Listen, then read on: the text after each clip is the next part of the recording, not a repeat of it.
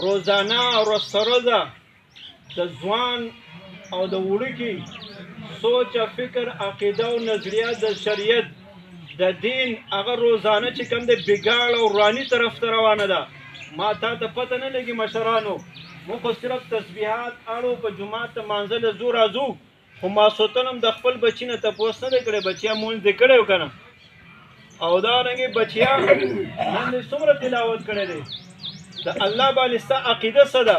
رسول الله صلی الله علیه وسلم متعلق چې کوم دی زمونږ څومره مینه ده، محبت دی، څومره طریقو دی عمل کړی، دا موږ مخصوصا د خپلو بچو نه تپوس نه کوو، ځکه هغه د شپې په 11 په 12 باندې راځي کور ته ننوځي، لکه د سپي په شانتې کور ته په غلی په دروازه ننوځي. زه د هغه د مانځه نه څه خبر یم، زه د هغه د عقیدې نه څه خبر یم.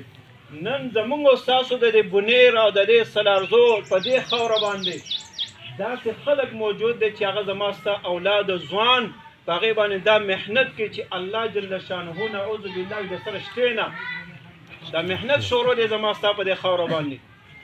او بیا خاص کر یو څو تعلیمي ادارو کې داس محنت شروع دی، نو خپل بچې تعلیمي ادارې ته داخلو، وړاندې کوشش دا کو چې د دې تعلیمي ادارې ماحول څنګه دی، دلته بچی ته څه ښودلی شي.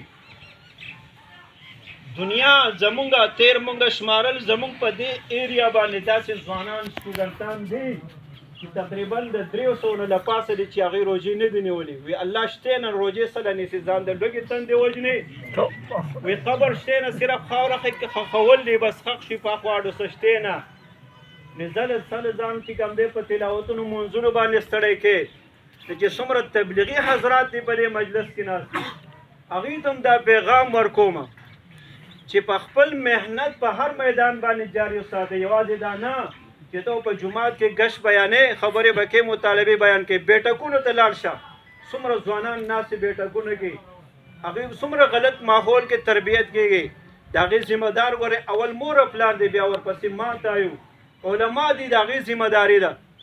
نو چې د دغې خبرې قو انفسکم و اهلیکم، یوازې ګورې په خپل ذکر او اذکار باندې نه خلاصېږي. اشراق دې هم کړی او تسبیحات دې کړي دي، خو بچی دی چې کوم دی د دین او د مانځه نه، د الله د احکاماتو د رسول الله صلی الله علیه وسلم طریقو نه خبر نه دی.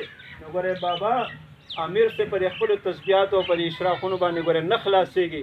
نو د خپلو ځوانانو بچو تربیت به کوي.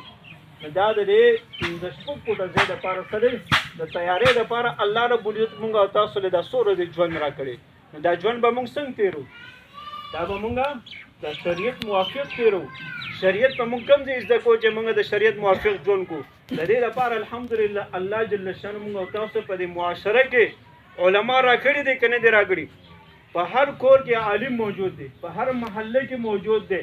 هغې سره مونږ څومره ناسته کړې ده، هغې سره مونږ څومره مینه کړې ده، د هغې علما مونږ څومره په هر میدان باندې سات ورکړی دی چې دغه علما د معاشرې دا زما ستا د بچي او زما ستا د نظریه او د عقیدې د تحفظ دپاره لګیا دي. سحر او ماښام کنزل برداشت کوي، وایل ټکول برداشت کوي، لیکن ما تا د هغې سره څومره ناسته پاسته کړې چې کم از کم زه د خپل امام نه، د خپل عالم نه خپله عقیده زده کړم. قرآن راته څه وایي، پیغمبر راته څه وایي، شریعت راته څه وایي.